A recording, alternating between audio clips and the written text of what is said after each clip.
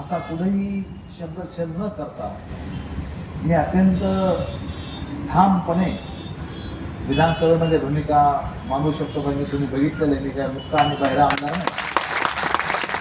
मी एकदा विषय हातात घेतला तर विधानसभेमध्ये मी बोलणाऱ्यापैकी या ठिकाणी आहे. आणि दीपक कसा माझाही लाडका आहे, समाजाचा लाडका आहे. आणि त्यामुळं मी ही भूमिका त्या सर्वोम सभागृहामध्ये या ठिकाणी मांडल. आजच माननीय मुख्यमंत्र्याला प्रयत्न केला बोलण्याचा, माननीय शिंदे साहेबाला प्रयत्न केला बोलण्याचा. आणि एवढ्या मोठ्या प्रमाणामध्ये हा समाज आज रस्त्यावरती उतरलेला आहे. त्यांच्या तीव्र भावना आहेत. लवकरात लवकर तुम्ही जर याला न्याय दिला नाही तर हे आंदोलन पुन्हा एका वेगळ्या दिशेला जाऊ शकतो. याची कल्पना अत्यंत गांभीर्यपूर्वक मी त्यांना त्या ठिकाणी देईल. तुमच्या या लढ्याला माझा संपूर्णतः पाठिंबा आहे. मी आपल्यासोबत आहे.